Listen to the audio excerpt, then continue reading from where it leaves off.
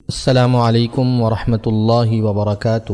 الحمدللہ والصلاة والسلام علی رسول اللہ، اما بعد۔ واجب الاحترام سامعین و سامعات، دارالتحقیق فیصل آباد اور مجلس تحفظ سنت پاکستان کے زیر اہتمام الاربعین فی الفتن یعنی 40 احادیث کے مجموعہ میں سے 34ویں حدیث پیش خدمت ہے، جس کا عنوان ہے دجال کی آگ اور پانی۔ عن حذیفۃ بن الیمان رضی اللہ عنہ قال قال رسول اللہ صلی اللہ علیہ وسلم ان الدجال یخرج وان معه ماء ونارا فاما الذي يراه الناس ماء فنار تحرق واما الذي يراه الناس نارا فماء بارد عذب فمن أدرك ذلك منكم فليقع في الذي يراه نارا فإنه ماء عذب طيب۔ حضرت حذیفہ بن یمان رضی اللہ عنہ سے روایت ہے کہ رسول اللہ صلی اللہ علیہ وسلم نے فرمایا، بے شک دجال نکلے گا، اس کے ساتھ پانی اور آگ ہوگی، پس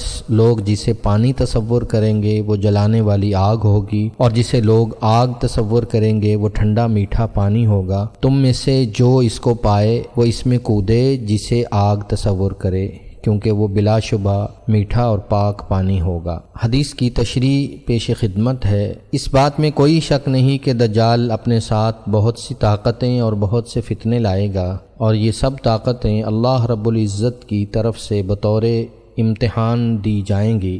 جو پوری کائنات میں اس کے علاوہ کسی کو نہیں دی گئی ہوں گی، اور یہ طاقتیں لوگوں کی آزمائش اور امتحان کے لیے عطا کی گئی ہوں گی، جو عارضی اور مقررہ وقت تک ہوں گی۔ ان طاقتوں کے سبب دجال زمین میں شر اور فتنے برپا کرے گا تاکہ لوگ اس کو رب مان لیں۔ دجال اپنی ان جال سازیوں چلاکیوں سے لوگوں کو گمراہ کرنے اور ان کو راہ حق سے بھٹکانے اور شعبدہ بازیوں کا استعمال کر کے اپنے پیچھے لگانے کے لیے ایک سے ایک بڑھ کر ہتھ کنڈا استعمال کرے گا، لیکن مسلمان اس کے خلاف مکمل طور پر متحد اور ایمان سے لیس ہوں گے۔ نبی کریم صلی اللہ علیہ وسلم نے ارشاد فرمایا کہ اس کے ایک ہاتھ میں آگ اور دوسرے ہاتھ میں پانی ہوگا۔ اس کی آگ اصل میں جنت ہوگی اور اس کی جنت حقیقت میں آگ ہوگی۔ ایک دوسرے مقام پر نبی کریم صلی اللہ علیہ وسلم نے ارشاد فرمایا، لوگوں کو جو پانی نظر آئے گا وہ دراصل جلانے والی آگ ہوگی،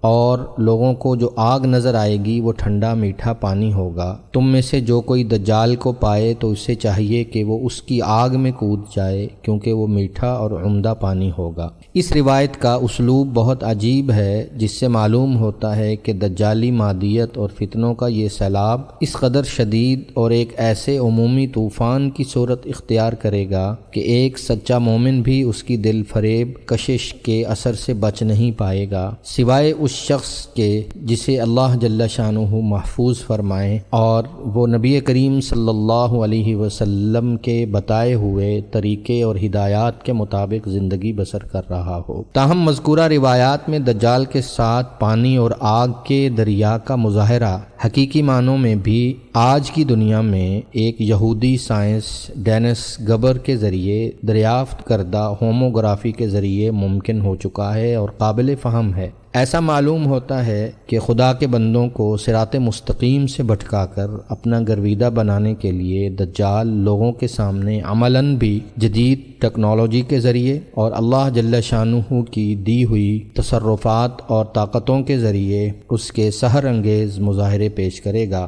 اللہ جل شانہ ہم سب کو ہمہ قسم کے فتنوں سے محفوظ فرمائے اور اسلام کے غلبہ کے لیے قبول فرمائے، آمین یا رب العالمین۔